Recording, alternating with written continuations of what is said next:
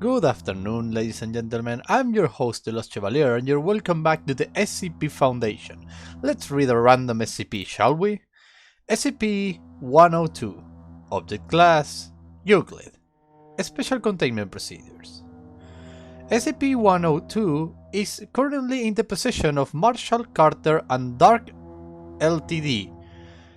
Because ownership appeared to be a binding, deed-based legalistic agreement independent of eminent domain, SCP-102 cannot be transferred to Foundation control in the foreseeable future.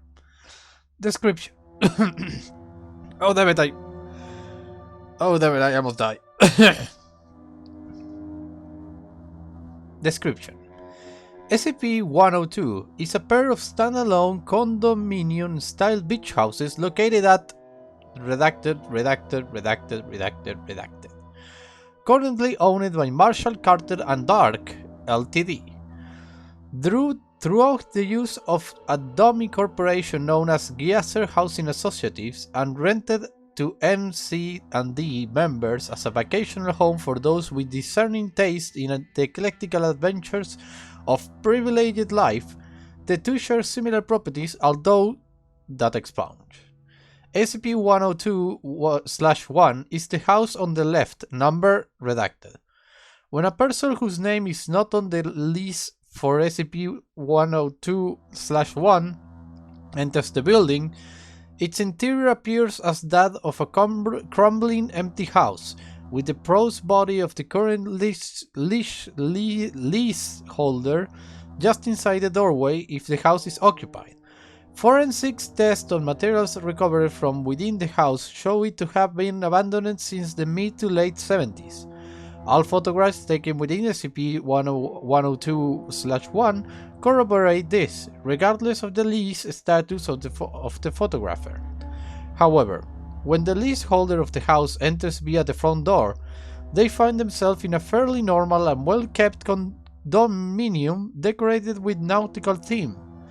Often, they report a sensation of dizziness upon entering, which fast fades within a few seconds. When the leaseholder of SCP-102/1 exits the building, they become what it is to all intents and purposes an incorporeal spiritual manifestation, capable of willfully invisibility and moving through solid objects unimpeded. They enter and remain in this state each time they leave the house for the duration of the lease. At the conclusion of the lease, or at any time they willfully break the terms of said lease, they fall briefly unconsciousness and awake on the floor at the front entrance of SCP-102/1, which appears to them as it does to any non-leaseholder. No bodies have been observed being removed from the house prematurely. SCP-102/2 is the house on the right, number redacted. At first glance, the effect of SCP-102/2 is identical to SCP-110/1. However, that expunge, advanced decay, followed by that expunge. Leaseholders of SCP-102/2 who do not exit the building promptly at the cessation of the contract are to be declared missing, presumed dead. 30 days follow the end of their lease.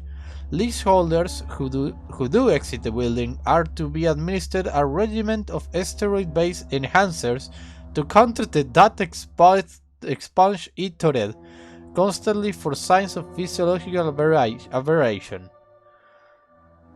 Addendum. All information in this report is unverified.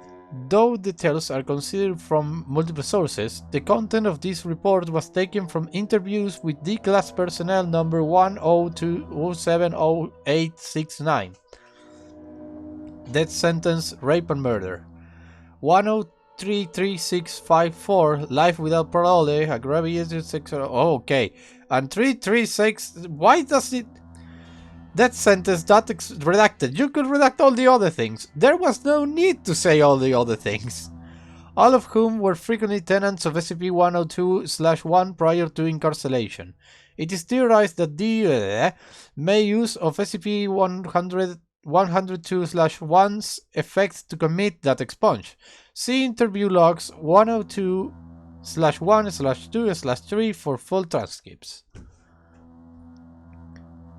Well, this was interesting. It wasn't the best SCP of the bunch, but I like it. Okay, that's all the time I have for today. Thanks for watching. I hope you have a blast. I was the Los Chevaliers signing out. Bye bye.